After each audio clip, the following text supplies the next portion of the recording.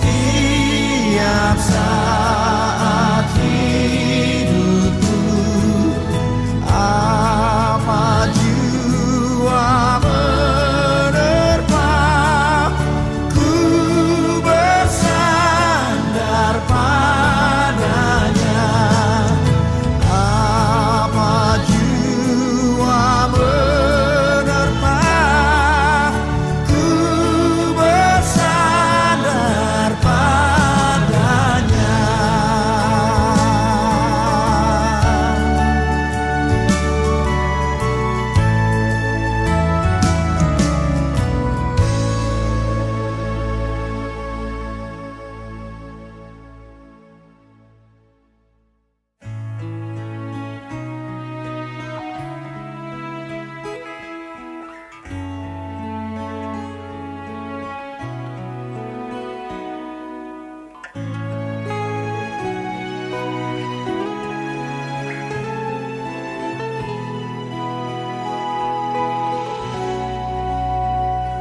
Lord, I worship you. Lord, I worship you. As I bow down on my knees, I worship you. Lord, I worship you. Lord, I worship you, for you are my everything. I worship you. Lord, I worship you. Lord, I worship you.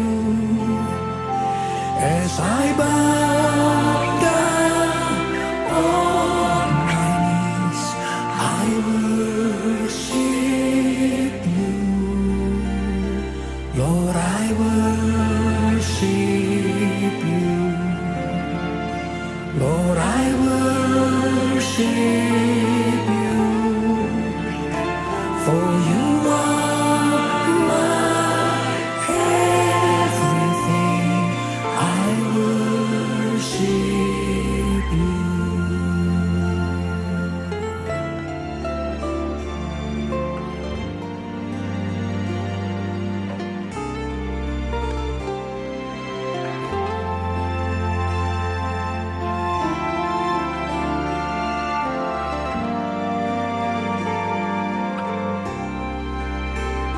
Lord, I worship you. Lord, I worship you, for you are my everything. I worship you, for you are my everything. Selamat pagi Bapak Ibu saudara-saudara yang dikasihi Tuhan. Bersyukur kepada Tuhan kita boleh bertemu kembali di dalam ibadah online GKA Immanuel Malang. Terima kasih untuk kebersamaan kita boleh beribadah bersama-sama. Terima kasih untuk semua teman-teman yang melayani hari ini, yang menjadi liturgos, yang memainkan musik, menjadi singer, dan juga menata video dan audio kita pada hari ini. Tuhan kiranya memberkati pelayanan saudara sekalian. Saudara-saudara, sebelum kita bersama-sama beribadah, mari kita memperhatikan beberapa warta berikut ini. Setelah ibadah ini, akan diadakan ibadah anak online GKA Immanuel Malang. Pukul 8.30 melalui channel YouTube GKA Immanuel Malang. Menghimbau Bapak Ibu mengarahkan anak-anak untuk mengikutinya. Dan sorenya akan diadakan komunitas tunas remaja pukul 4 sore melalui Zoom meeting gereja. Komunitas ini diperuntukkan bagi mereka yang duduk di kelas 7, 8, dan 9. Persekutuan doa pagi akan diadakan setiap hari Senin sampai Sabtu pukul 5 pagi melalui Zoom meeting gereja. Mari sebelum memulai aktivitas kita datang persekutuan doa bersama. Untuk membuat kita lebih mengerti firman Tuhan, pemahaman Alkitab akan diadakan hari Selasa pukul 6 sore dan dilanjutkan dengan persekutuan doa pukul 7 malam melalui Zoom meeting gereja. Jumat ini pukul 6 sore akan diadakan Komisi Wanita Online melalui channel YouTube GKA Immanuel Malang. Mengajak ibu-ibu dan saudari dapat mengikutinya. Ibadah doa pagi akan diadakan hari Sabtu pukul 7 pagi. Doa pagi dilakukan di rumah masing-masing dengan penuntun doa yang dibagikan melalui grup WA GKA Immanuel. Komunitas pemuda remaja diadakan hari Sabtu pukul 5 sore dan bagi yang tidak sempat mengikutinya dapat mengikutinya pada hari Minggu pukul 5 sore melalui Zoom meeting GKA Immanuel. Minggu depan kita akan kembali beribadah baik secara online maupun secara onsite pukul 7 pagi. Firman Tuhan akan dilayani oleh Pendeta Hasan Sutanto dan diterjemahkan oleh Evangelis Esther Sutanto dengan tema beribadah dengan penuh syukur. Gereja akan mengadakan ibadah Thanksgiving pada hari Minggu 21 November 2021 pukul 7 pagi. Jemaat dapat mendukung dengan memberikan persembahan melalui amplop persembahan atau transfer ke rekening gereja dengan menambahkan Rp5 di belakangnya. Contoh, Rp100.005. Berikut adalah nama-nama calon majelis GKA Immanuel Malang periode 2022-2023. Bapak Agus Atmojo, Bapak Herman Santoso, Ibu Liao Miolan, Ibu Li Susin, Ibu Mimi Yuwati, Ibu Ong Monika Liang, Bapak SB Santoso, Bapak Sugiono, Ibu Tan Picu, Ibu Tantri Ekawati, Ibu Chow Liping. Jikalau ada sanggahan atau keberatan dari jemaat, mohon memberikan surat beserta alasannya kepada PCS Pendeta Tikyo.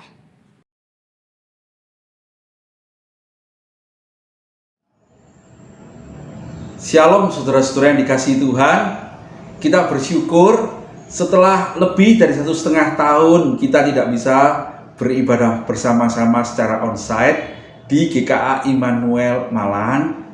Kita akan kembali beribadah bersama-sama mulai tanggal 7 November tahun 2021.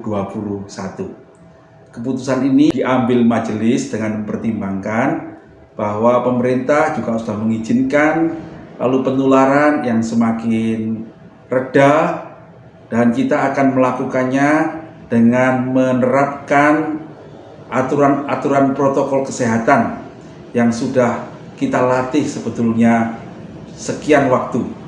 Nah, saudara-saudara sekalian, karena itu saya mengajak saudara-saudara untuk memperhatikan klip berikut ini supaya kita sungguh-sungguh tahu bagaimana kita bisa menerapkan dengan baik protokol kesehatan sehingga kita bisa beribadah dengan aman dan dengan nyaman.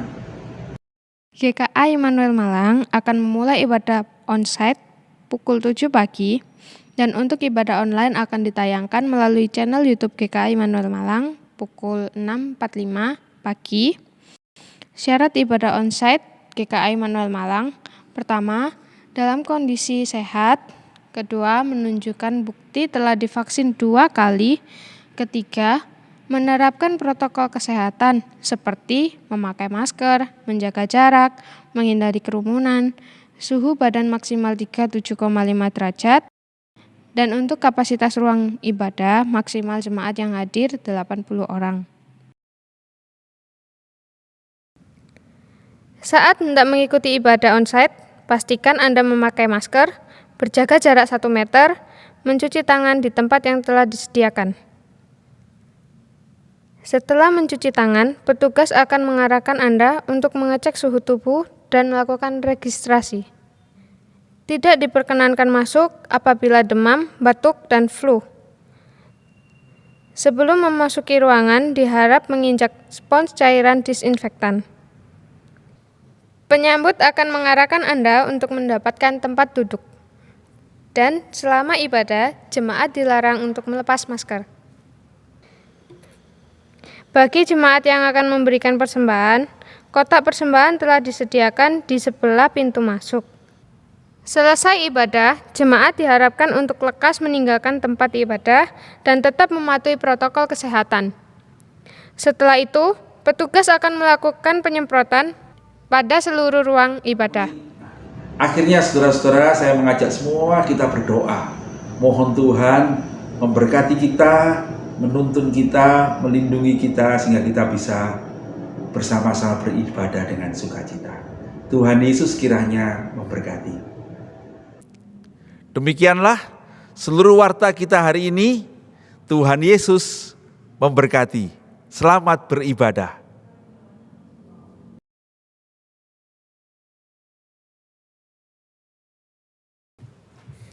Selamat pagi Bapak Ibu yang dikasihi oleh Tuhan. Sungguh adalah anugerah Tuhan kalau kita boleh bertemu dan boleh memuji Tuhan, berbakti kepada Tuhan. Mari kita datang kepada Tuhan untuk kita boleh mengecap kebaikan Tuhan dan memuliakan Tuhan di waktu ini. Mari kita bersaat teduh.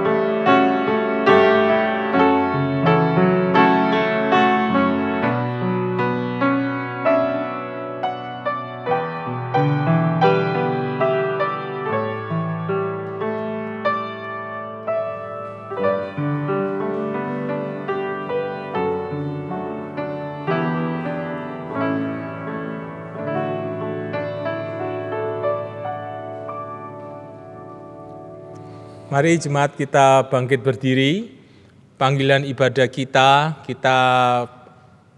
akan ambil dari Mazmur 66 ayat 1 dan 2. Bersorak-sorailah bagi Allah, hai seluruh bumi, mazmurkanlah kemuliaan namanya, muliakanlah Dia dengan puji-pujian. Ibadah kita hari ini, bahwa pertolongan kita adalah dari Tuhan yang menciptakan langit dan bumi, yang tetap memelihara segenap ciptaannya dengan kasih setia, dan yang tidak pernah meninggalkan hasil perbuatan tangannya selama-lamanya. Turunlah atas kita sekalian damai sejahtera, anugerah, dan kasih dari Allah Bapa, Allah Putra, dan Allah Roh Kudus. Amin. Kasih Allah amat besar.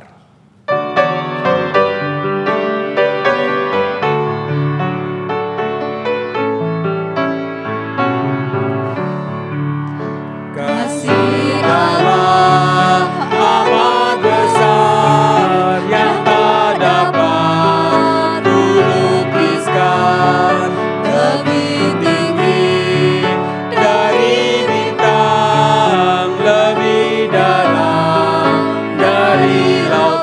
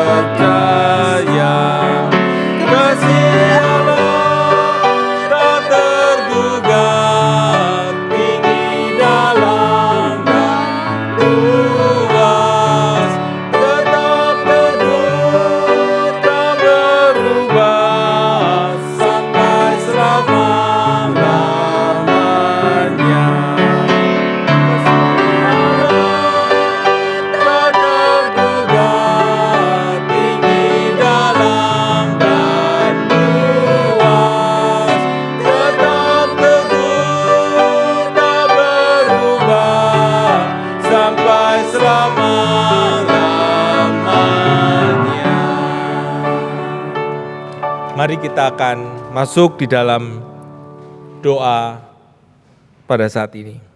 Ya Tuhan, kami bersyukur untuk kasih-Mu yang sangat besar.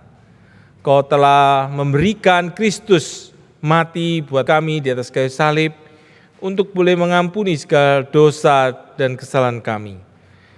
Tiada kasih yang lebih besar daripada kasih Tuhan yang Tuhan sudah berikan buat kami. Sungguh kami boleh bersyukur, kami boleh diselamatkan oleh Tuhan, dan pada saat ini kami yang sudah diselamatkan oleh Tuhan, kami ingin beribadah, kami ingin datang kepada Tuhan.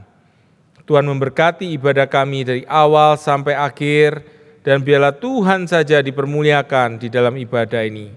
Di dalam nama Tuhan Yesus kami sudah berdoa. Amin. Saudara-saudara, mari silakan duduk. Dalam kehidupan kita memiliki Tuhan. Tuhan yang memimpin jalan kehidupan kita. Tuhan yang tidak pernah meninggalkan perbuatan tangannya. Tuhan yang pimpin jalanku.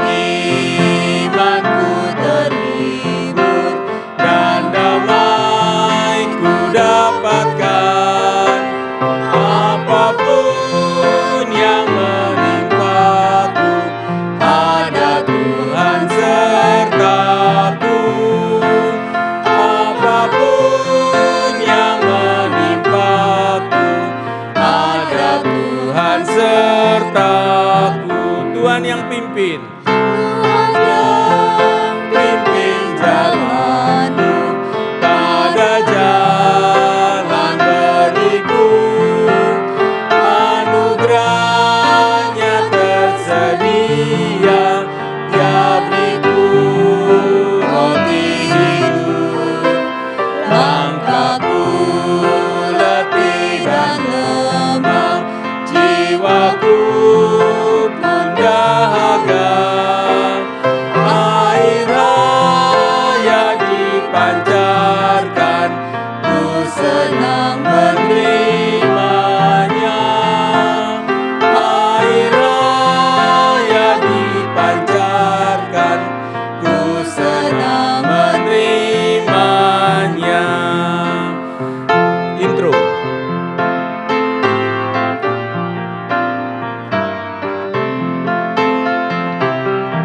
Tuhan yang pimpin. Tuhan yang pimpin jalanmu dengan kasih limpahnya. Di bawahnya ku ke surga, ke tempat rumah Bapa. Ku kan bangkit bersamanya menuju tempat mulia. Selamanya ku puji Dia, Dia yang pimpin jalanku. Selamanya ku puji Dia, Dia yang pimpin jalanku. Mari kita masuk di dalam doa. Ya Tuhan, kami datang kepada Tuhan, kami ingin mengaku segala dosa dan kesalahan kami. Kiranya Tuhan boleh mengampuni segala dosa dan kesalahan kami. Kami penuh dengan kelemahan, kami penuh dengan hal-hal yang tidak berkenan pada Tuhan. Kiranya Tuhan mengampuni segala dosa-dosa kami yang kami lakukan dalam perkataan, dalam tindakan, dalam hati dan pikiran kami. Biar rahmat-Mu Tuhan boleh menopang kami senantiasa, boleh menolong kami, dan boleh memperbaharui kami. Di dalam nama Tuhan Yesus, kami mengucap syukur. Amin. Saudara sekalian, di dalam kehidupan kita orang berdosa yang sudah dibenarkan, sungguh ada berita anugerah untuk kita dari Roma 6 ayat 23, sebab upah dosa ialah maut, tetapi karunia Allah ialah hidup yang kekal dalam Kristus Yesus, Tuhan kita. Dan sebagai petunjuk hidup baru, Roma 12 ayat 1 menyebutkan, karena itu saudara, demi kemurahan Allah, aku menasihatkan kamu, supaya kamu mempersembahkan tubuhmu sebagai persembahan yang hidup, yang kudus, dan yang berkenan kepada Allah. Itu adalah ibadahmu yang sejati. Mari saudara yang dikasihi oleh Tuhan, kita bangkit berdiri, dan kita mau menyatakan pengakuan kita kepada Allah dengan seluruh orang percaya di sepanjang tempat dan abad. Inilah pengakuan iman rasuli. Aku percaya kepada Allah, Bapa yang Maha Kuasa, Khalik langit dan bumi, dan kepada Yesus Kristus, anaknya yang tunggal Tuhan kita, yang dikandung dari Roh Kudus, lahir dari anak darah Maria, yang menderita sengsara di bawah pemerintahan Pontius Pilatus, disalibkan, mati dan dikuburkan, turun ke dalam kerajaan maut. Pada hari yang ketiga, bangkit pula dari antara orang mati, naik ke surga, duduk di sebelah kanan Bapa yang Maha Kuasa. Dan dari sana ia akan datang untuk menghakimi orang yang hidup dan yang mati. Aku percaya kepada Roh Kudus, gereja yang kudus dan am, persekutuan orang kudus, pengampunan dosa, kebangkitan tubuh, dan hidup yang kekal. Amin. Saudara silakan duduk. Kita akan mendengarkan firman Tuhan. Untuk mempersiapkan hati kita akan memuji Tuhan. Aku mengasihi Engkau Yesus. Mari kita nyatakan tekad dan ungkapan hati kita kepada Tuhan kita.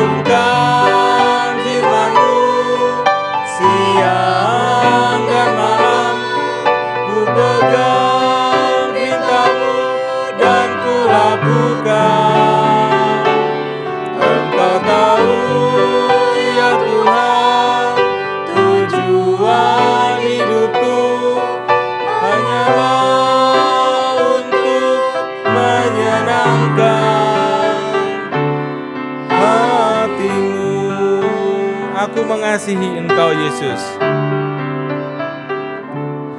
Aku mengasihi Engkau Yesus dengan segenap hatiku. Aku mengasihi Engkau Yesus dengan segenap jiwaku. Ku renungkan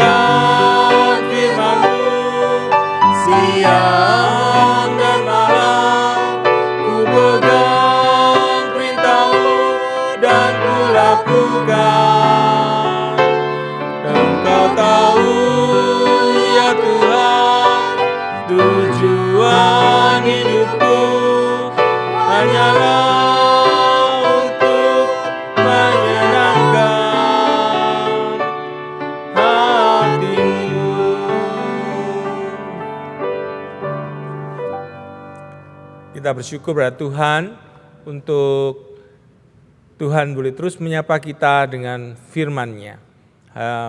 Hari ini firman Tuhan akan dilayani oleh Pendeta Tikyo. Selamat pagi saudara-saudara yang dikasihi Tuhan. Kita bersama-sama hari ini akan merenungkan firman Tuhan dengan tema Siapakah Keluargaku? Firman Tuhan hari ini akan saya bacakan dari Matius pasal 12 ayat 46 sampai 50. Yesus dan sanak saudaranya. Ketika Yesus masih berbicara dengan orang banyak itu, ibunya dan saudara-saudaranya berdiri di luar dan berusaha menemui dia. Maka seorang berkata kepadanya, "Lihatlah, ibumu dan saudara-saudaramu ada di luar dan berusaha menemui engkau." Tetapi jawab Yesus kepada orang yang menyampaikan berita itu kepadanya, "Siapakah ibuku dan siapa saudara-saudaraku?" Lalu katanya sambil menunjuk ke arah murid-muridnya, "Ini ibuku dan saudara-saudaraku. Sebab siapapun yang melakukan kehendak Bapa-Ku di sorga, dialah saudaraku laki-laki, dialah saudaraku perempuan, dialah ibuku." Berbahagia kita sekalian yang membaca firman Tuhan, menyimpan dalam hati dan melakukannya di dalam hidup kita. Mari kita berdoa sebelum kita merenungkan firman Tuhan. Bapa yang di sorga, terima kasih pagi hari ini kami boleh bersama-sama kembali merenungkan firman-Mu. Kami bersyukur karena melalui kebenaran itulah kami dituntun untuk berjalan mengikuti hati-Mu, mengikuti kehendak-Mu. Tuntunlah kami ya Tuhan dengan kuasa-Mu, mohon Roh Kudus menyertai hamba-Mu yang menyampaikan firman Tuhan maupun semua saudara-saudara dimanapun berada yang perhatikan firman-Mu. Kiranya kami sekalian diberkati dan kami dituntun untuk berjalan dalam kebenaran itu dan beroleh sukacita di dalam Tuhan, menemukan kekuatan dan berkat-Mu di dalam Yesus Kristus Tuhan kami. Terpujilah nama-Mu. Demi Yesus Juru Selamat kami yang hidup, kami berdoa dan mengucap syukur. Amin. Nah, saudara-saudara sekalian, bagian firman Tuhan yang kita baca ini seringkali menjadi perdebatan ya. Kenapa? Karena kalau kita membaca bagian ini seakan-akan saudara-saudara, Tuhan Yesus itu ketika diberitahu ibunya dan saudara-saudaranya ingin menemui dia di luar, Tuhan tuh malah seperti mengabaikan. Dia tidak merespon dengan menyuruh mereka masuk atau dia keluar, tapi malah dia berkata begini, "Siapa ibuku? Siapa saudara-saudaraku?" Ya, dan dia menunjukkan pada murid-muridnya, "Ini loh saudaraku, ini loh ibuku," yaitu orang-orang yang melakukan kehendak Bapakku. Nah, saudara-saudara, ada orang yang menganggap, Tuhan kok meresponnya begitu? Kok dia tidak menunjukkan rasa hormat kepada ibunya, kepada saudara-saudaranya. Nah, saudara-saudara sekalian, kita mau memperhatikan bagian ini dan kita mau memetik kebenaran yang Tuhan ajarkan di dalamnya. Pertama-tama saya ingin mengajak saudara memperhatikan apa yang terjadi di sekitar peristiwa itu. Yang pertama saudara-saudara, di pasal 12 ini Matius mencatat Tuhan itu menjadi sangat terkenal dan banyak orang mengikuti dia. Ketika dia mengajar, orang banyak itu berkerumun dan ibunya dan saudara-saudaranya tidak bisa masuk ke dalam. Ya karena waktu itu sangat banyak yang mendengarkan ajaran Tuhan. Yang kedua, saudara-saudara, pada waktu itu ada ketegangan antara Yesus dan orang-orang Farisi dan ahli Taurat. Ya, pasal 12 dimulai dengan cerita murid-murid itu memetik gandum pada hari Sabat, yang membuat orang Farisi dan ahli Taurat itu tidak senang sekali. Dan kemudian diteruskan dengan cerita bagaimana Tuhan menyembuhkan orang pada hari Sabat. Sekali lagi membuat orang Farisi dan ahli Taurat itu tidak suka karena mereka menganggap hari Sabat tidak boleh bekerja. Tetapi Tuhan selalu mengatakan, kalau kita berbuat baik, kita melakukan kehendak Allah, itu tidak perlu tunggu tidak hari Sabat. Pada hari apapun orang boleh melakukan apa yang baik untuk memuliakan Tuhan. Nah, saudara-saudara, berikutnya Tuhan itu kemudian dituduh bahwa dia itu mengusir setan dan menjadikan kuasa-kuasa itu termasuk penyembuhan itu dengan kuasa si jahat, ya, dengan kuasa setan. Nah, saudara, saya tidak bisa membahas satu persatu, tetapi dari peristiwa yang dibahas dalam pasal 12 ini kita mengetahui ada ketegangan di antara orang-orang Farisi dan ahli Taurat yang melihat Tuhan menunjukkan kuasa, menyembuhkan orang sakit, mengusir setan-setan, dan mereka merasa tidak senang karena Tuhan melakukannya dengan sepertinya melanggar adat istiadat mereka secara khusus untuk hari Sabat itu. Tetapi saudara-saudara, sekalipun begitu, masyarakat banyak berkumpul semuanya untuk makin mendengarkan Yesus, ya. Dalam peristiwa itulah saudara-saudaranya, ibu dan adik-adiknya barangkali atau kerabatnya, ada seorang penafsir mengatakan saudara-saudaramu itu bisa dalam arti kerabatmu, itu datang untuk mencari Yesus yang sedang mengajar itu. Ketika orang banyak itu berkata, Tuhan, itu ibumu dan saudara-saudaramu di luar mencari engkau. Mungkin harapan mereka Tuhan akan berkata, oke, beri jalan, biarkan mereka masuk. Atau baik, sebentar, saya akan menemui mereka dulu. Tetapi justru Tuhan Yesus itu berkata, siapa ibuku? Siapa saudara-saudaraku? Saudara-saudara, kalau saya kira-kira mendengar Tuhan menjawab begitu, saya pasti kaget. Ya, itu bukan jawaban yang kita harapkan. Saya yakin itu juga yang mereka rasakan pada waktu itu. Mereka pasti terkejut, ya. Tetapi saudara-saudara, menarik bagi saya bahwa dengan cara itulah Tuhan seperti menarik perhatian mereka, ya.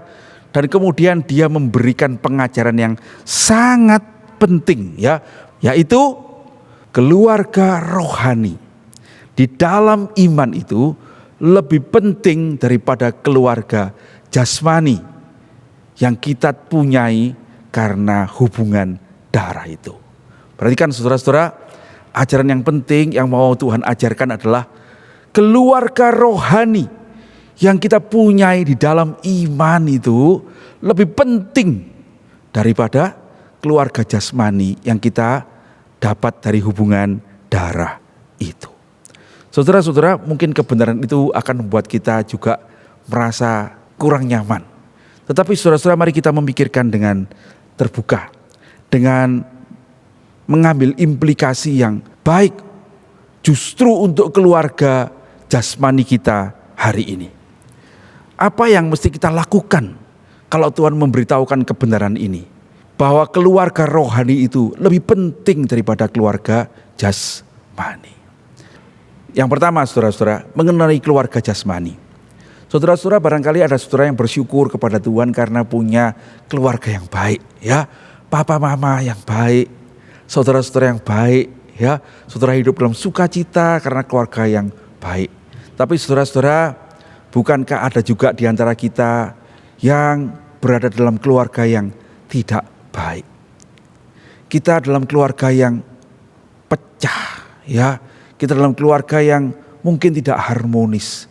Dalam keluarga yang kadang-kali kita merasa, kenapa keluargaku tidak seperti keluarga si A, si B, si C. Keluarga yang membuat saya merasa buruk. Nah, saudara-saudara sekalian, tidak ada seorang pun di antara kita yang bisa memilih di keluarga yang bagaimana kita itu lahir. Itu ditentukan oleh Tuhan sendiri, ya. Di dalam keluarga jasmani itu kita tidak bisa memilihnya, saudara-saudara. Jadi apapun yang terjadi dalam keluarga itu kita harus menerimanya, ya. Yang kedua, saudara-saudara, keluarga jasmani itu bukan cuma kita tidak bisa memilih, tapi keluarga jasmani itu sesungguhnya adalah keluarga yang sementara ada bersama-sama dengan kita. Sementara, saudara-saudara. Ketika kematian datang, kita akan kehilangan orang-orang yang meninggal.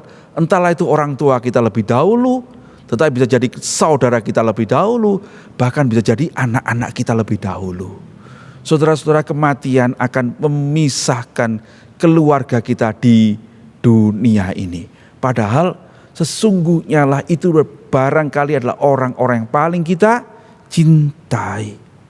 Nah saudara-saudara, sebaliknya keluarga rohani itu adalah keluarga yang kita punya di dalam Kristus Yesus, yang kata Tuhan akan bersama-sama dengan kita sampai kepada hidup yang kekal. Kematian itu di dalam iman pada Yesus Kristus bukan memisahkan kita, tetapi justru mempertemukan kita. Tuhan Yesus berkata, aku pergi ke surga untuk menyediakan rumah bagimu, dan kalau rumah itu dijadi, aku akan datang kembali dan menjemput kamu, supaya di mana aku berada, kamu pun berada. Waktu aku pergi ke sana, kamu tahu jalan ke situ. Yohanes 14 itu saudara-saudara. Maka keluarga rohani itu adalah keluarga yang akan kita teruskan. Ya, orang-orang seiman itu akan kita bertemu kembali dalam rumah yang kekal itu. Ya, nah saudara-saudara sekalian, di sanalah kita akan menikmati kebersamaan selama-lamanya.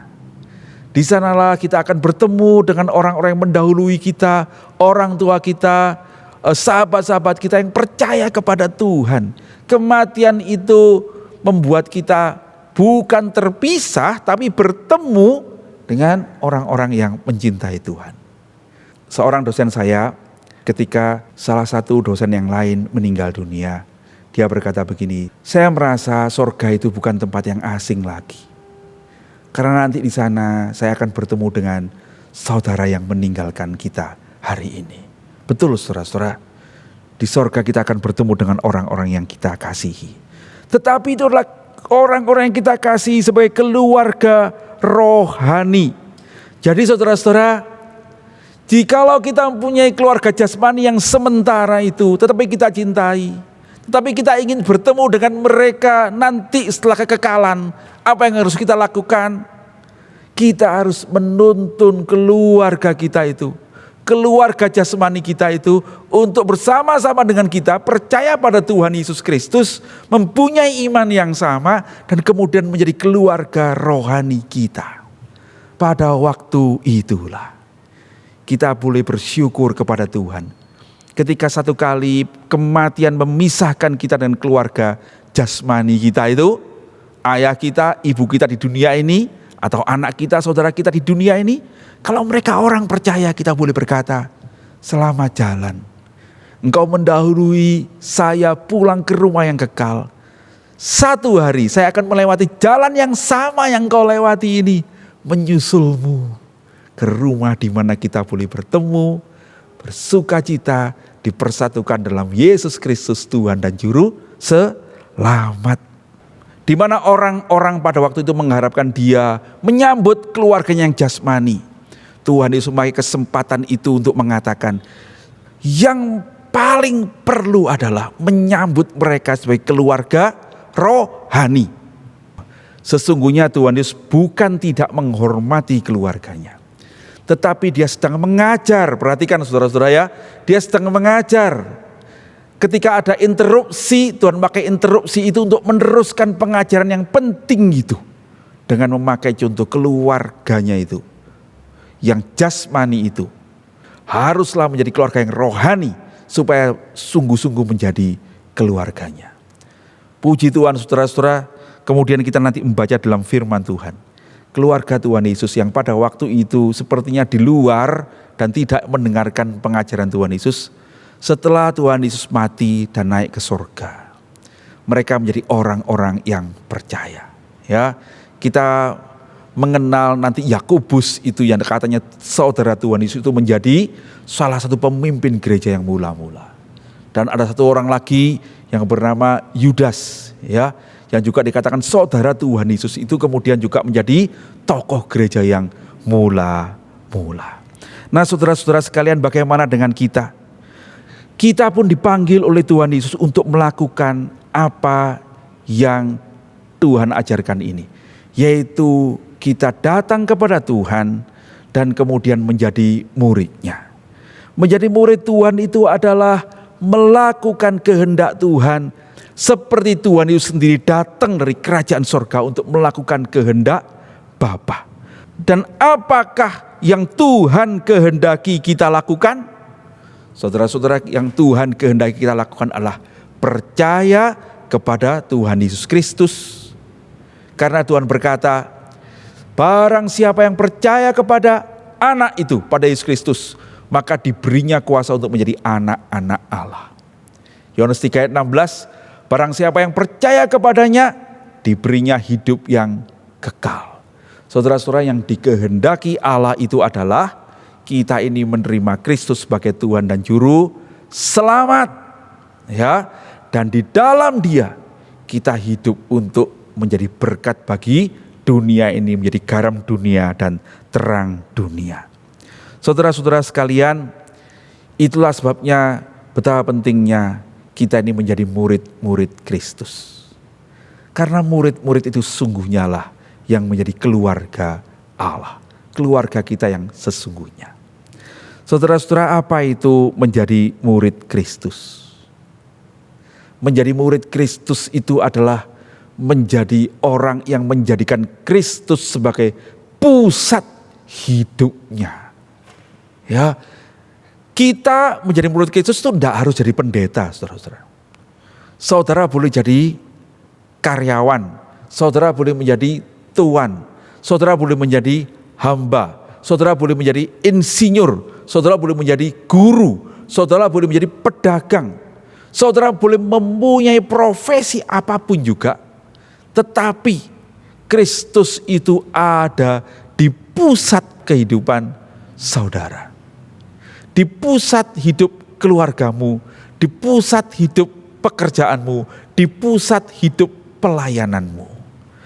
Nah, saudara-saudara, barangkali saudara bertanya, bagaimana sih maksudnya menjadikan Yesus sebagai pusat itu? Menjadikan Yesus sebagai pusat itu sederhananya ada 3. Yang pertama adalah, itu artinya menjadikan Yesus sebagai tujuan hidupku. Apa artinya menjadi tujuan, saudara-saudara? Artinya hidup saya ini untuk Tuhan, itu menjadikan Dia sebagai tujuan. Ya, hidup saya ini untuk mempermuliakan Dia. Jadi, kalau kita melakukan apapun juga, maka pertimbangannya adalah gini, apakah saya memuliakan Tuhan? Contohnya, saudara, sederhana ya, misalnya saudara disakiti orang. Kalau kita disakiti, kita maunya apa ya? Bales gitu ya. Saya enggak enak, kok enak kamu enak. Kalau saya enggak enak ya kamu harus enggak enak juga, begitu kan? Tetapi ketika saya mau bales, saudara boleh berpikir begini, apa kalau saya bales, saya mempermuliakan Tuhan. Saya bales itu untuk kesenangan saya. Tuhan senang enggak? Kalau dia menjadi tujuan, maka saya akan melakukan apa yang memuliakan Tuhan. Kalau dengan pembalasan itu saya tidak memuliakan Tuhan, saya tidak akan lakukan. Saya akan melakukan apa yang memuliakan Tuhan. Bagaimana? Misalnya saya mengampuni dia, ya. Bahkan saya mungkin menolong dia, ya. Saya menyatakan kasih kepada dia. Bukan karena saya senang, tapi karena apa? Saya mau mempermuliakan Tuhan, sebab Dia adalah tujuan hidupku. Ngerti saudara-saudara ya? Karena itu saudara-saudara, di dalam hidup keluarga kita, di rumah, mari kita memikirkan apakah saya menjadi ayah itu memuliakan Tuhan. Apakah saya menjadi ibu itu memuliakan Tuhan. Apa kata-kata ini bisa memuliakan Tuhan. Kalau saya tidak senang hati, saya mau mesuh misalnya gitu ya. Mau ngomong enggak, mau membentak, mau berteriak. Pikir baik-baik. Apakah itu memuliakan Tuhan. Dengan saya meredakan amarah saya, dengan saya berkata baik-baik, itu akan mempermuliakan nama Tuhan. Orang-orang di rumah yang melihat, bisa melihat Tuhan itu menjadi tujuan hidup kita. Itu nomor 1 ya. Yang kedua, bagaimana kita menjadikan Yesus sebagai pusat hidup kita, yaitu menjadikan Dia sebagai Tuhan. Bagaimana menjadikan Dia sebagai Tuhan? Ya, saya menganggap diri saya sebagai hamba, begitu kan? Dialah Tuhan saya hambanya. Lalu gimana? Ya, saya akan mengikuti perintahnya. Nah, saya akan mentaati perintahnya. Bagaimana saya tahu perintah Tuhan? Saya membaca Alkitab. Nah, itu dia saudara-saudara ya. Di dalam Alkitab ini Tuhan mengajarkan kebenaran-kebenaran. Menuntun hidup kita untuk hidup sebagai orang Kristen. Ya, di dalam membaca Alkitab kita mengerti bagaimana kita bisa mentaati Tuhan. Tuhan berkata misalnya, kasihilah musuhmu, ya, berdoalah bagi orang yang menganiaya kamu. Kalau saya menganggap dia sebagai Tuhan, saya hambanya, saya akan taat. Saya akan bilang kepada Tuhan, ya Tuhan, itu ada musuh saya. Saya maunya balas saya, tapi saya itu mau mentaatimu. Maka saya akan belajar berdoa. Rabu yang lalu, kita ada persekutuan wilayah gabungan. Dan kita belajar tentang pengampunan. Nah ya, kemarin ada yang sharing saudara-saudara, bagaimana teman-teman itu ketika mendengar firman Tuhan, kita diingatkan firman Tuhan, mereka belajar mengampuni. Nah seperti itu, kita meletakkan dia sebagai Tuhan kita. Saya sebagai hambanya, saya akan mentaatimu. Yang ketiga, bagaimana kita menjadikan dia sebagai pusat, yaitu dengan menjadikan dia sebagai teladan. Ya, yang pertama sebagai tujuan, yang kedua sebagai Tuhan, yang ketiga sebagai teladan. Saudara-saudara sekalian, artinya saya akan berjalan seperti Tuhan berjalan. Saya ingin berpikir seperti Tuhan berpikir. Saya ingin bersikap seperti Tuhan bersikap. Saya waktu sekolah minggu dulu tanya pada guru sekolah minggu saya, bagaimana saya mesti hidup? Guru sekolah minggu saya itu memberi jawaban yang sederhana. Ya pikirkan aja bagaimana Tuhan Yesus hidup. Ya. Kalau kamu dipukul orang, kamu balas mukul, kamu pikir baik-baik. Tuhan Yesus balas enggak? Oh Tuhan enggak balas. Ya, ketika dia disalib, dia mengampuni. Ya udah, saya akan berjalan seperti Tuhan Yesus. Ketika Tuhan bertemu dengan orang sakit, apa yang dilakukan? Dia menyembuhkan orang sakit. Saya juga mau menolong orang yang sakit. Ya, kalau Tuhan Yesus ketemu orang berdosa, apakah dia menghukum orang berdosa? Enggak. Tuhan mati menggantikan hukuman orang berdosa itu. Oh kalau gitu, kalau saya ketemu dengan orang yang berdosa, orang yang jahat, orang yang buruk kelakuannya, saya bukan akan menyingkirkan dia, tapi saya akan menunjukkan belas kasihan. Saya akan berusaha menolong dia. Saudara-saudara sekalian, kalau kita hidup mengingat Tuhan bagaimana dia hidup, kita akan dituntun bagaimana hidup, menjadikan dia sebagai pusat hidup saya. Ya, menjadikan dia sebagai tujuan, menjadikan dia sebagai Tuhan, menjadikan dia sebagai teladan. Nah, sekarang aplikasinya untuk kita. Saudara, saya ingin mengajak kita untuk memikirkan 3 hal juga tentang aplikasi ini. Yang pertama, tidak berarti kalau kita itu lebih penting keluarga rohani, kita kemudian mengabaikan keluarga kita sendiri. Tidak menghormati keluarga kita sendiri. Tidak saudara-saudara, sebaliknya. Mari kita berdoa. Kita mohon kepada Tuhan agar orang-orang yang kita cintai itu menjadi orang-orang yang percaya pada Tuhan Yesus Kristus. Dan mereka bersama dengan kita menjadi murid Tuhan. Sudahkah kita berdoa untuk keluarga kita? Sudah kita menangis untuk mereka supaya mereka percaya pada Tuhan Yesus Kristus. Percayalah saudara-saudara, Tuhan yang mengendaki mereka menjadi murid Tuhan, menjadi keluarga Tuhan. Kalau kita bersungguh-sungguh mendoakan mereka, mohon Tuhan menolong. Tuhan pasti menolong keluarga kita. Yang kedua saudara-saudara, mari kita belajar untuk tidak menghakimi orang-orang yang karena mengasihi Tuhan lalu meninggalkan keluarganya. Atau dia berkorban bagi perjuangan untuk memuliakan Tuhan itu sehingga dia sepertinya mengabaikan keluarganya. Ya, saudara-saudara, contohnya lah, barangkali karena dia mau menyerahkan diri jadi hamba Tuhan, dia kemudian meninggalkan pekerjaannya, dan kemudian dia menyerahkan diri barangkali menjadi misioneri. Kadang-kadang orang berkata, wah enggak bijaksana, itu nanti gimana anak-anaknya, ya, anak-anaknya dibawa ke pedalaman, kalau sakit.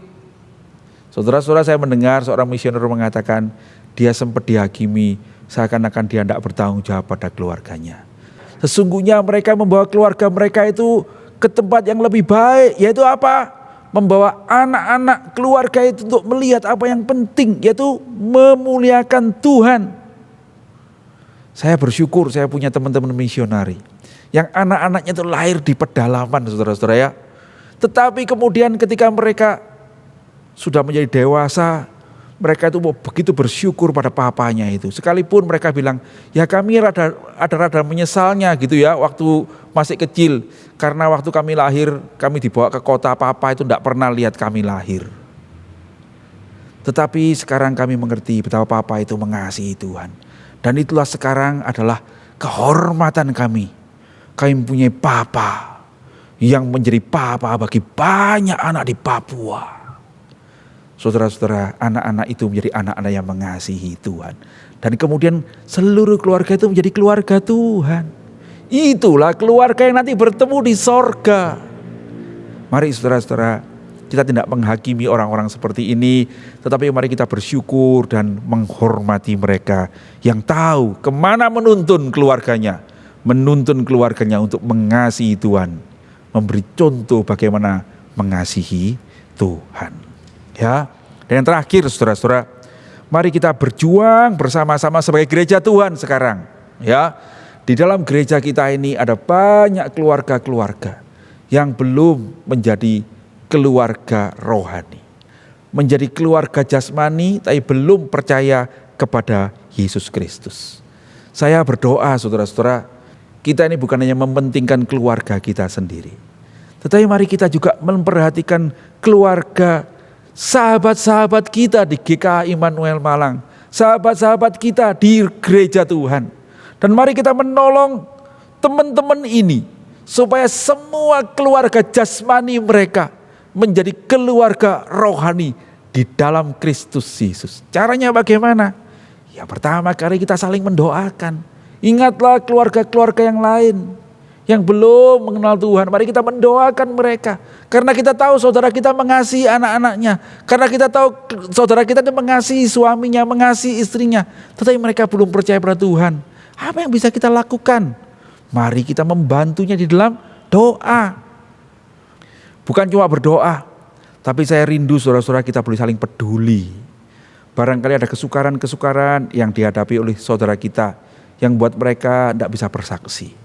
Mari kita sebagai keluarga Tuhan saling menolong di tengah-tengah pandemi ini. Barangkali ada saudara-saudara yang mengalami kesukaran ekonomi atau yang lain. Saudara, saya mendorong teman-teman yang mempunyai berkat Tuhan, yang Tuhan karuniakan hati untuk memberi dan kekuatan untuk memberi. Mari kita bersama-sama peduli pada saudara-saudara yang lain. Biarlah dengan kesaksian teman-teman seiman itu, keluarga yang lain yang belum percaya itu melihat, oh betapa indahnya persaudaraan di dalam Kristus Yesus itu. Saya ingin menjadi keluarga rohani itu. Saya ingin masuk menjadi murid Tuhan bersama yang lain. Saudara-saudara, kasih itu mesti dinyatakan di dalam kepedulian ini. Yang terakhir, saudara-saudara, mari kita belajar untuk berkorban. Ya, setiap kali kita melihat salib, kita diingatkan Yesus Kristus itu ketika mengasihi kita, supaya kita ini diselamatkan sebagai keluarganya. Tuhan berkorban bagi kita. Saudara-saudara, mari kita bertanya pada diri kita sendiri. Apa yang sudah saya korbankan untuk keluarga Tuhan ini?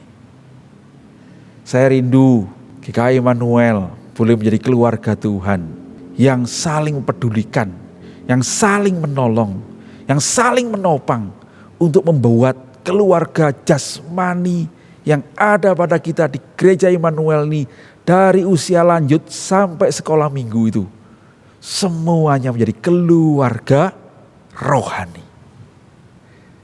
Dengan menuntun kita sendiri, menuntun seluruh keluarga kita menjadi murid-murid Tuhan. Dan percayalah saudara-saudara, kita melakukannya bukan dengan kekuatan kita sendiri, tapi dengan kekuatan Tuhan. Firman Tuhan dalam Kisah Rasul 16 ayat 31 berkata, percayalah kepada Tuhan Yesus Kristus, maka engkau akan selamat, engkau dan seisi rumahmu. Firman Tuhan ini dikatakan oleh Paulus kepada kepala penjara di Filipi itu. Ketika dia bertanya, Tuhan, Tuhan, apa yang harus aku perbuat supaya aku selamat? Dia berkata, percayalah pada Tuhan Yesus Kristus, maka engkau akan selamat, engkau dan seisi rumahmu. Bukan otomatis, saudara-saudara, kalau saya selamat, anak-anak saya, istri saya semua selamat. Bukan begitu. Tetapi yang dimaksudkan adalah, kalau saya percaya pada Tuhan Yesus Kristus, maka Tuhan akan menopang saya, menolong saya untuk bisa menuntun keluarga saya percaya pada Tuhan Yesus Kristus. Kalau mereka percaya pada Tuhan Yesus Kristus, mereka akan diselamatkan. Seluruh isi rumah itu selamat. Tetapi dari mana mulainya? Kalau kita percaya pada Yesus dan kita memberitakan Injil, menuntun mereka, mendoakan mereka untuk datang kepada Yesus juga. Ketika saya percaya pada Tuhan Yesus Kristus tahun 78, saya itu bersaksi kepada orang tua saya ya. Papa saya kemudian mau dibaptis lebih dulu, tapi mama saya itu tidak pernah mau dibaptis. Dia bilang nanti aja ya. Mama saya itu selalu mendorong saya ke gereja, tapi dia sendiri tidak mau ke gereja, begitu ya. Nah saudara, tahun 78 saya berdoa pada Tuhan, Tuhan selamatkan keluarga saya. Saya bilang, mami mesti ke gereja, ayolah ke gereja, nanti ay. Dia tidak pernah mau ke gereja. Sampai saudara-saudara, saya itu merasa sedih ya. Mami tidak percaya Tuhan, ya apa nanti di sorga, masa tidak ketemu lagi. Ya saya ini anak tunggal ya, saya mencintai papa mama saya. Tapi mama saya selalu bilang nanti ada waktu nih, begitu ya. Nah saudara-saudara, sampai akhirnya saya sendiri itu lupa, tidak mendoakan lagi setelah bertahun-tahun ya. Dan 4 tahun kemudian, tahun 1982, pada bulan Maret, mama saya itu sakit ya. Saya tidak tahu pertama sakitnya kenapa, kok dia lemes gitu ya. Lalu dia itu udunan gitu ya. Dan kemudian udunnya itu pecah, infeksi, panas badannya. Dan kemudian mama saya itu seperti lemes sekali. Saya bingung, akhirnya bawa ke dokter. Waktu dokter lihat itu, wah ini abses ya, ada abses gitu ya. Diperiksa gulanya tinggi sekali. Nah saya anak tunggal, laki lagi, rodok kebingungan mesti bagaimana ya. Papa saya sudah tua juga. Jadi akhirnya kami menghubungi saudara yang lain gitu ya, termasuk kakak angkat saya ya. Kakak angkat saya itu sepupu sebetulnya, tapi dari kecil ikut mama. Dia di Mojowarno. Waktu dia dengar mami sakit, dia langsung berangkat dari Mojowarno ke Malang ya. Dan dia lihat mami, dia bilang, ayo langsung bawa ke Mojowarno aja, aku yang jaga, kamu tidak saya jaga. Memang betul ya, waktu itu saya mau ujian kelas 3 SMA. Ya dia bilang, sudah aku yang Cici yang jaga. Lalu dibawalah ke Mojowarno. Langsung saya Mojowarno, dibawa ke rumah sakit Mojowarno. Dan kemudian ketika hari Sabtunya saya berangkat ke Mojowarno untuk lihat mami, dimarahi saya. Kakak saya bilang, dokter bilang ya, ini kalau terlambat 1-2 hari bisa meninggal loh. Kamu nih apa sih? Saya ya bingung aja. Saya bilang, iya Ci, ya wis, ya puji Tuhan lah, pokoknya sekarang bisa tertolong toh. Ya wis, coba dirawat. Nah saudara-saudara, ternyata gula darah mama saya itu tinggi sekali ya. Dan kemudian dia mengalami ada beberapa luka di kakinya itu, yang kemudian membuat kakinya itu membusuk ya. Dan kemudian dokter bilang harus dipotong nih kakinya ya. Tapi mama saya tidak mau, dia bilang kalau meninggal saya mau meninggal dalam keadaan utuh begitu ya. Nah di rumah sakit Kristen Mojowarno itu ada pendeta rumah sakit yang setiap hari mengunjungi rumah sakit dan berdoa untuk pasien-pasien yang sakit itu. Dan mama saya sebenarnya dikunjungi beberapa kali karena kakak saya itu aktif di gereja ya. Nah tapi saat hari itu tidak tahu kenapa mama saya itu berdoa pada Tuhan, Tuhan tolonglah. Dan Pak pendeta itu berkata, maukah ibu percaya pada Tuhan Yesus? Dia bilang mau. Nanti kalau sudah sembuh percaya Tuhan di gereja ya iya. Lalu didoakan saudara-saudara. Dan mama saya cerita waktu doakan tuh hatinya bisa lega gitu. Terus Pak pendetanya bilang begini, tiap kali makan obat atau minum air berdoa ya, mohon Tuhan menyembuhkan.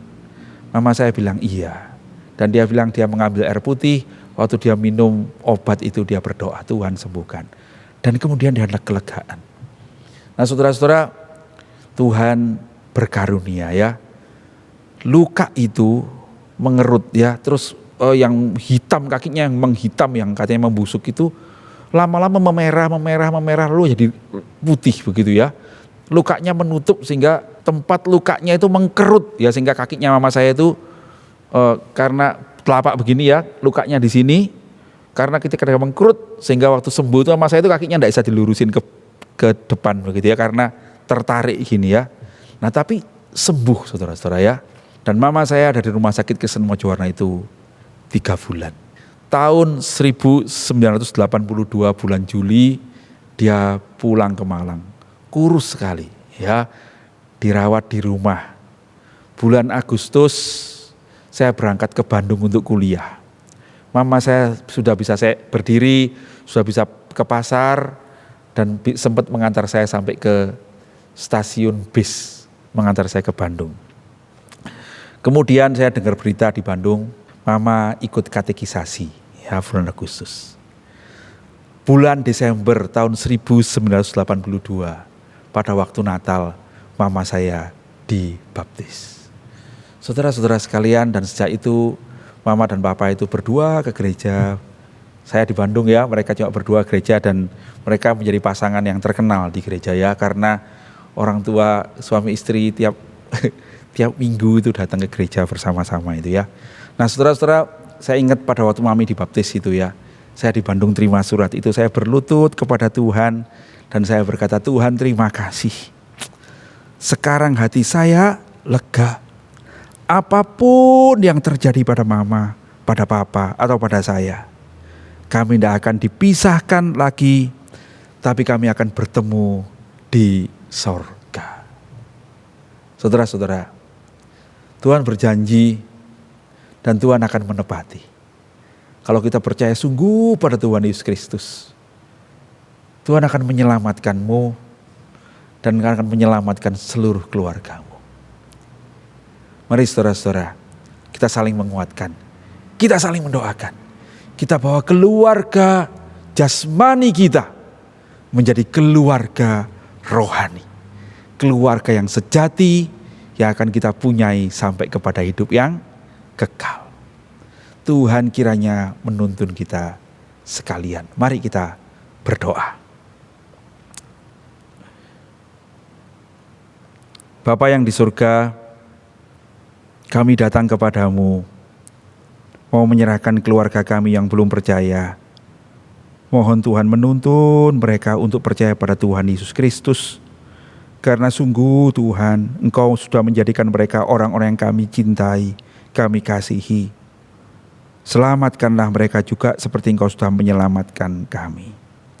Saya berdoa untuk setiap saudara yang saat ini berdoa secara pribadi kepada Tuhan, menyebut orang-orang yang mereka cintai dalam keluarga mereka, anak-anak mereka, orang tua mereka, suami, istri mereka.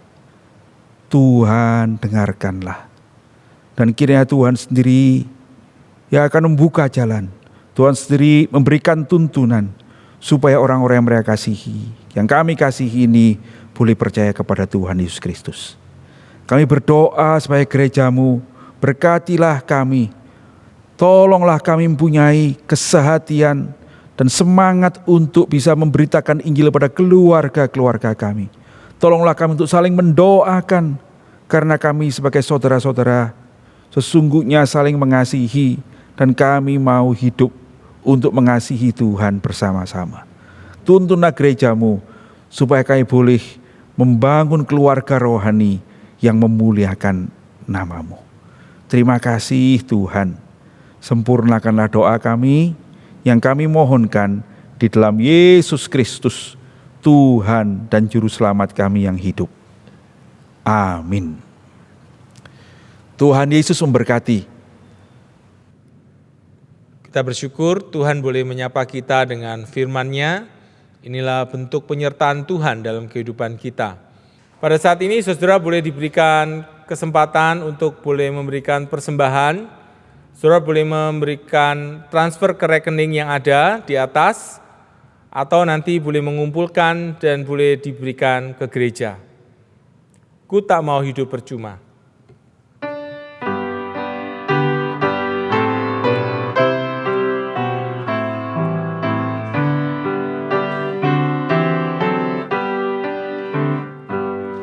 Ku tak mau hidup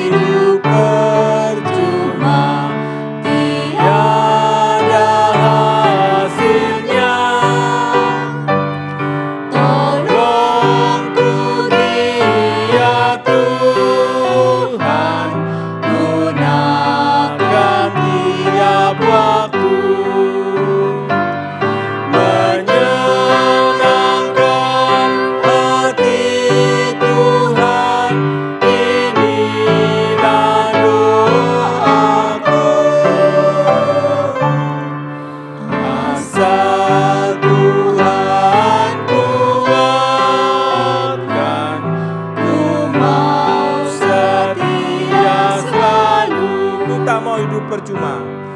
Ku tak mau hidup percuma, tiada hasilnya. Tolong Tuhi ya Tuhan, gunakan tiap waktu menyenangkan hati Tuhan. Inilah doaku. Masa Tuhan kuatkan, ku mau setia selalu.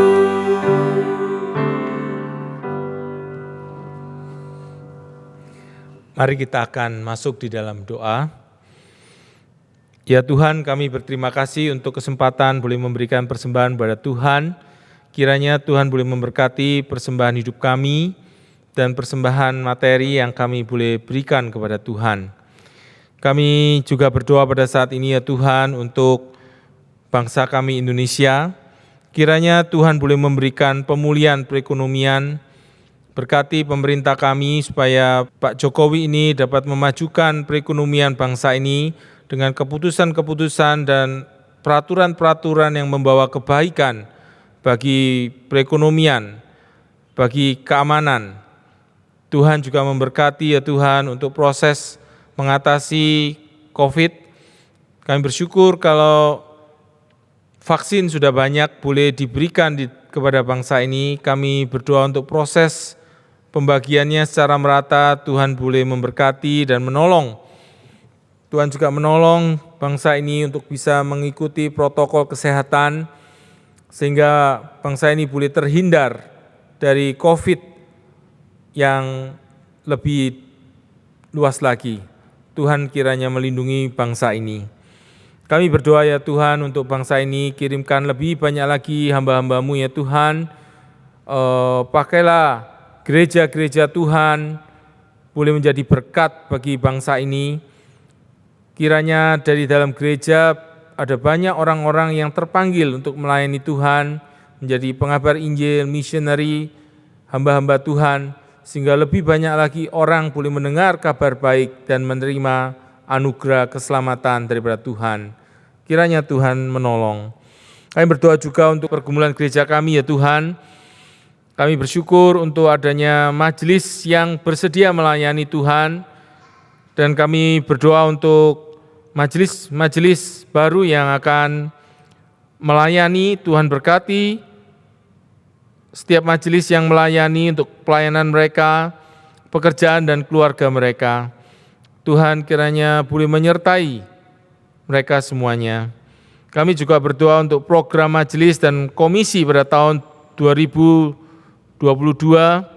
Kiranya program ini boleh mengacu kepada tema gereja, gerejaku dan keluargaku, dapat menjadi berkat buat jemaat-jemaat yang ada. Kami berdoa Tuhan, Engkau memberkati gereja ini menjadi gereja yang melayani, setiap jemaat punya hati melayani Tuhan, sesuai talenta dan karunia yang Tuhan berikan. Tuhan juga berkati gereja ini boleh menjadi gereja yang menjangkau, mengabarkan Injil Tuhan, memuridkan, dan boleh menjadi saksi-Mu. Kami juga berdoa pada saat ini Tuhan untuk anak-anak-Mu, jemaat-Mu yang sakit, yang lemah tubuh, yang usia lanjut.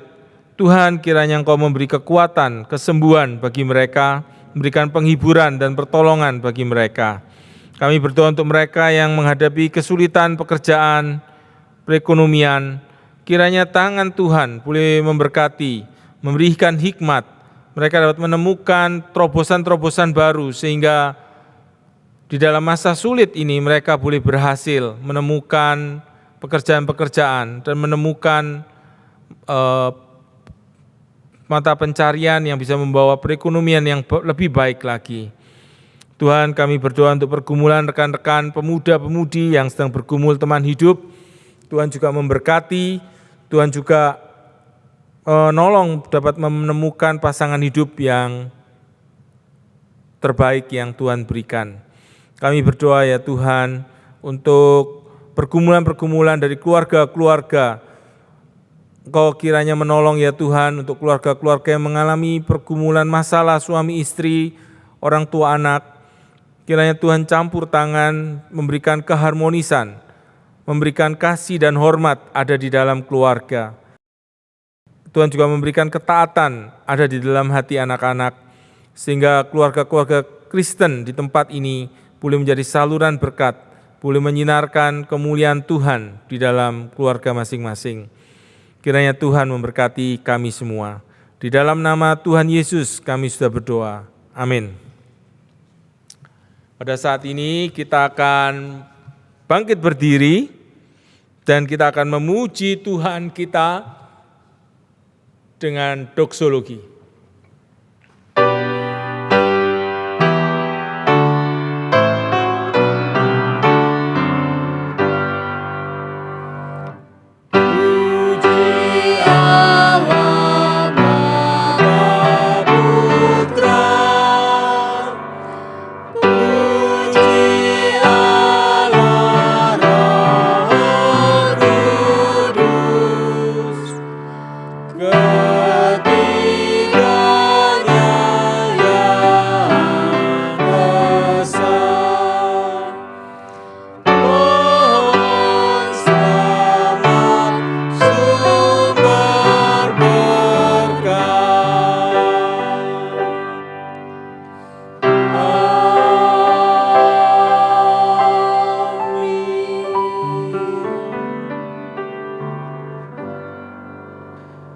Jemaat yang dikasihi Tuhan, sekarang arahkanlah hatimu kepada Tuhan dan mari kita mengakhiri ibadah ini dengan menerima berkat Tuhan.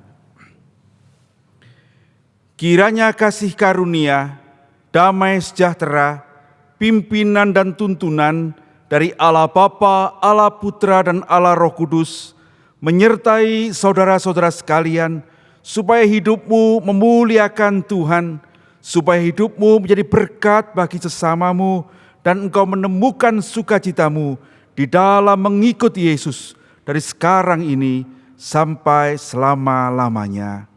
Amin.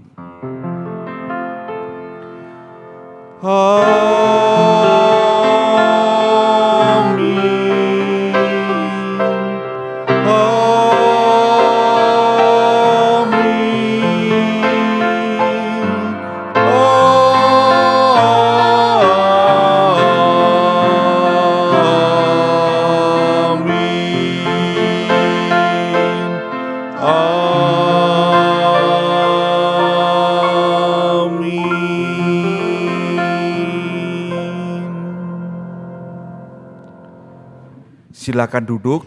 Saat teduh kebaktian selesai, Tuhan Yesus memberkati.